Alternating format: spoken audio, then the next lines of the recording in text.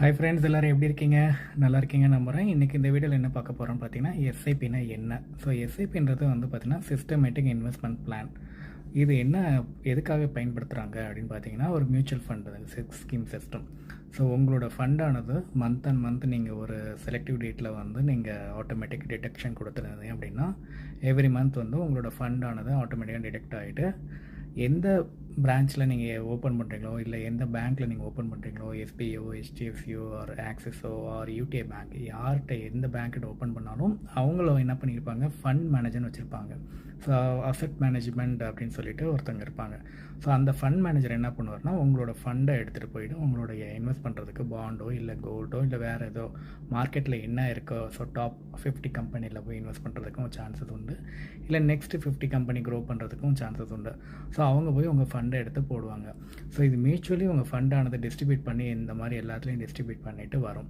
Suppose நீங்கள் வந்து ஒரு மந்த் அண்ட் மந்த் ஒரு 10,000 போடுறீங்க அப்படின்னா, ஒரு 10 வருஷத்துக்கு என்ன மாதிரி நீங்கள் பெனிஃபிட்ஸ் கிடைக்கும் அப்படின்றது ஒரு சின்ன கேல்குலேஷன் தான். இது ஆன்லைனில் இருக்குது. நீங்கள் ஒரு தடவை நீங்கள் ஆன்லைனில் செக் பண்ணி கூட பார்த்துக்கோங்க.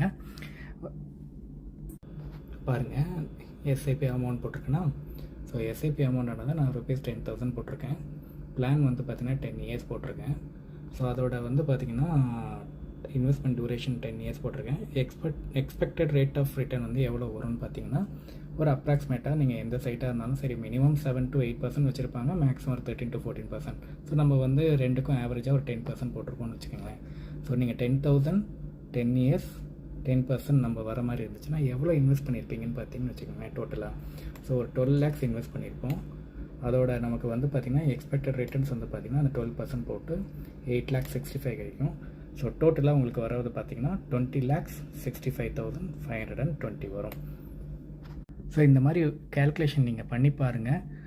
வரப்போ வருஷத்தில் எல்லாருக்கும் ஒரு எய்ம் இருக்கு இல்லையா, 2026 ஆன்வர்ட்ஸ் வந்து நான் ஏதாவது சேவிங்ஸ் பிளானில் போட்டு வைக்கணும் அப்படின்ட்டு. ஸோ திங்க் பண்ணுங்கள், அனலைஸ் பண்ணுங்கள். ஸோ எது பெஸ்ட்டு நீங்கள் பாருங்கள். இது எல்லாமே பியூராக வந்து ஒரு இண்டிவிஜுவலோட ரெஸ்பான்சிபிலிட்டி தான். உங்களுக்கு ஒரு ஜஸ்ட் ஒரு ஐடியா மட்டும் தான் கொடுக்குறதுக்கு இந்த வீடியோவிலேயே நான் இதை போடணும்னு சொல்லி நான் சொல்லலை. நீங்கள் இதெல்லாம் எக்ஸ்ப்ளோர் பண்ணி உங்களோட சேவிங்ஸ் பிளானை இப்பயே ஸ்டார்ட் பண்ணிங்கன்னா ஃப்யூச்சரில் கொஞ்சம் உங்களுக்கு தேவையான விஷயங்கள் பண்ணுறதுக்கு ஈஸியாக இருக்கும்.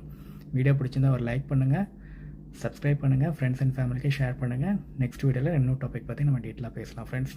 பாய்.